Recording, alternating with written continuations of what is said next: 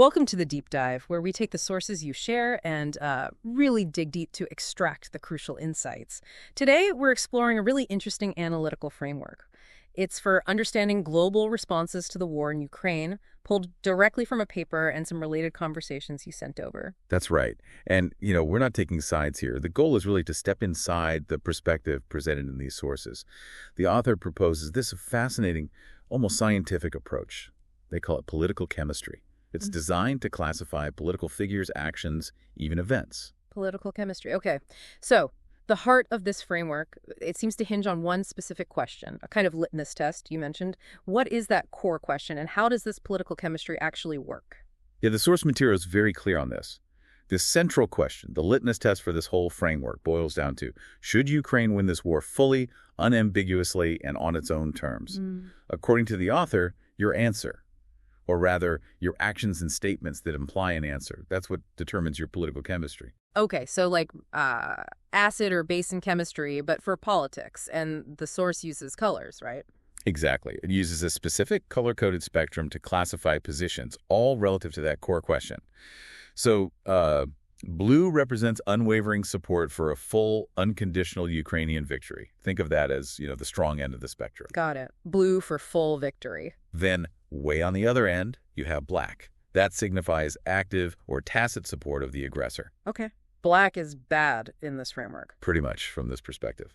Then you've got red. Red covers compromising positions, people advocating for, say, ceasefires, territorial division, really anything short of that full victory the blue side wants. Right. Red is compromise. And finally, gray. That indicates passive neutrality, maybe hesitation, or just silence. And I think the source mentioned another color, green. Ah, yes, good catch. It does mention green, potentially. Yeah. Described as manipulative support, where actions might look helpful on the surface, but the underlying motives, according to the author, don't actually align with genuine support for Ukraine winning on its own terms. Interesting. So the source is basically arguing that in this specific conflict, given the stakes as the author frames them, even being neutral isn't really neutral. Is that the idea? That's a really key argument presented here. The author suggests that in what they see as a war against, tyranny and disinformation, staying neutral or silent effectively empowers the aggressor. So the whole point of this framework, as described in the source, is to provide a tool to reveal the perceived moral clarity or maybe the ambiguity in actions and discourse around the war. And this isn't just some abstract theory. The source actually applies it in a couple of concrete ways. Right. The document outlines two main spectrums, you could say, where this color code gets applied for analysis. First, there's a spectrum of individuals. That's where they classify political leaders, commentators, public figures, based on how their positions stack up against that litmus test. Okay, classifying people. And second, there's a spectrum of events, analyzing global developments and seeing how, according to the source's perspective, they impact Ukraine's path towards victory or defeat. And the source even hinted at a third one. Something about media. Precisely, media and propaganda.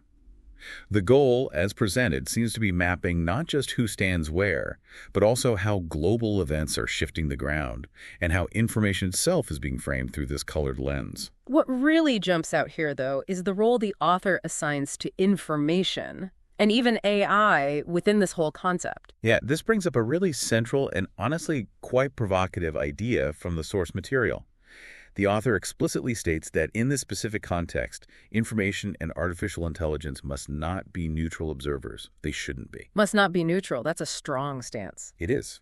They're framed as active instruments in a larger struggle, a struggle for truth and freedom, standing with humanity against deception and authoritarianism, as the author puts it. This political chemistry approach is seen as a tool, not just for understanding, but for actually achieving victory and building a shared memory of the conflict from this very specific viewpoint. Okay, let's dive into how the document actually applies this. The sources mention a list of blue leaders. Who does the source identify as being clearly on that blue end, the unwavering support? Sure. The source specifically names individuals like Garry Kasparov, Andrei Pionkovsky, Andrei Ilorionov, Mark Fagan, and Ilya Ponomarev. These are given as examples of figures classified as blue leaders. And according to the source, what is it about their positions specifically that puts them firmly in the blue? Well, the document highlights their consistent and, as the author sees it, really crystal clear stances. No ambiguity. For instance, it quotes Illarionov stating, "Tostogia," which translates to Putin will only be stopped by military defeat. Only military defeat. Right. And he also argues, according to the source, that this war has only a military solution. These individuals, as the source describes them, consistently reject diplomatic compromises that don't involve Russia's full military defeat and withdrawal from all Ukrainian territory, period. Now, the source makes a really interesting, maybe even a bit cynical observation about, like, a person's status or position and their color in this system. Yes, it notes what the author calls a sad tendency. The observation is basically the lower the status, the more courage, and conversely, the higher the position, the more slippery maneuvering. Wow. So lower status, more courage, higher position, more maneuvering. That's the suggestion from this perspective.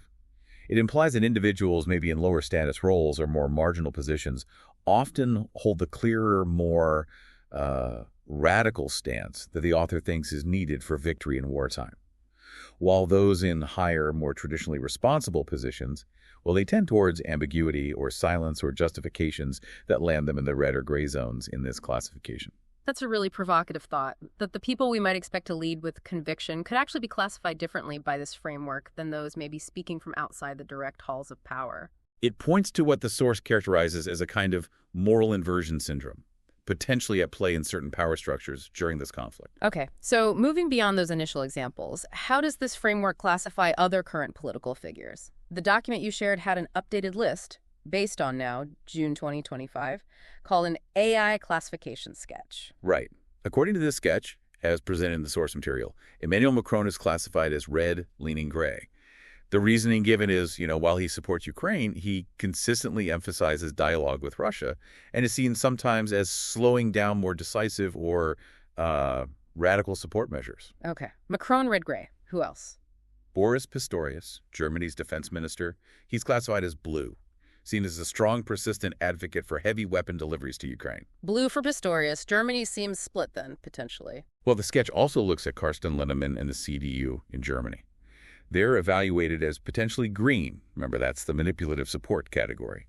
Described as a new political force, stance still solidifying, but seen by the author as potentially having mixed motivations. Green. Okay, what about NATO? Mark Rutte, the new NATO Secretary General, is classified as blue, viewed as a longtime supporter of Ukraine, pragmatic but firm. And figures in the U.S. Trump, for instance. Donald Trump is classified as red-gray, with occasional moments dipping into black. The source cites his friendly statements towards Putin, his emphasis on finding a compromise, and, of course, past threats to stop aid to Ukraine. Red, gray, black for Trump. Anyone else from the U.S.? Marco Rubio is classified as blue, often supporting arming Ukraine and very critical of the Kremlin. Okay. And Zelensky? Zelensky, understandably, is classified as blue. He's the symbolic figure, really, of Ukraine's fight for victory on its terms. Makes sense. And figures maybe more aligned with the black end. The sketch puts Robert Fico of Slovakia as black-red, described as pro-Kremlin and actively blocking aid. And Viktor Orban of Hungary is classified squarely as black, openly undermining EU unity regarding Ukraine, slowing down aid, and maintaining those close ties with Putin. So this framework isn't just sitting on a shelf. The source is actively trying to apply this color code to current prominent players based on their words and actions as interpreted through this specific lens. Exactly. It's a very specific, very applied lens. Yeah. And it doesn't just stop at people. The source also applies this political chemistry to recent global events. It analyzes, for example, those Russian parallel naval exercises happening right now, June 2025 in the Baltic Sea, at the same time as NATO's annual Baltops exercises. Okay, those Baltic exercises. What color does the document assign to that event and why? The source classifies this event as black. Black, right. The color for active support of aggression. What's the justification given in the source for classifying the exercises themselves as black? The document frames it as a classic example of what it calls evil's manifestation. It's described as an aggressive, deliberate provocation happening during wartime, specifically aimed at creating chaos, intimidation, and destabilization in the region. From this perspective, it's seen as a pressure tactic against Ukraine supporters, and potentially linked to efforts to influence or maybe even disrupt negotiations, trying to push them in Russia's favor. And the source definitely highlights the risk, the danger of escalation with things like this. Absolutely. Experts cited within the document warned about the potential for incidents, for provocations, like attempts by Russian ships maybe to block NATO routes or provocative flights near NATO airspace. These Russian maneuvers are interpreted as testing NATO's vigilance, testing their resolve, and just generally increasing intimidation in the Baltic region. It's fascinating how the color spectrum then applies not just to the event, like the Russian action, but also to potential reactions to it. Yes, the source analyzes this aspect too. It notes that, say, a weak, uncoordinated NATO reaction to these maneuvers risks shifting the collective response into the red zone, effectively weakening the international stance against the aggression. Okay, a weak response is red. Right. Silence or just diplomatic hand-wringing from international bodies like the UN. That's classified as gray, passive. But conversely, a strategic, transparent, and firm response from NATO firm, but importantly non-provocative, that could potentially turn this event, in terms of its outcome and perception, into something blue by strengthening Western unity and resolve. This brings us right back to that earlier point about information and AI. The author really seems to be weaving AI into this picture, not just as some analysis tool, but as an active participant in what they're calling the information war. That's absolutely right. The author's position, laid out clearly in the source, is that information and AI are essentially weapons. Weapons in a war against what they define as evil, against lies, against propaganda. The core belief presented is that AI, in this specific context, must be value-based. It has to stand on the side of truth, human rights, freedom, rather than trying to adopt some kind of neutrality, which, again, in this framework is seen as just empowering the aggressor. So, from the author's viewpoint here, AI becomes another kind of litmus paper, not just for politicians, but for the tools humanity creates. That's exactly the perspective. AI, within this framework, is seen as a tool explicitly intended to illuminate, to classify, and to unmask what the author identifies as evil actions and statements. So how might AI actually be used in practice within this political chemistry framework according to the source? What are the potential applications? Well, the sources discuss several possibilities, things like automated systems for classifying statements and actions based on the color codes. Okay, automated classification. Right, or analyzing media outlets and propaganda platforms using this same color spectrum, tracking changes in the color of individuals or institutions over time. Are they shifting? Looking to shifts, yeah. Also,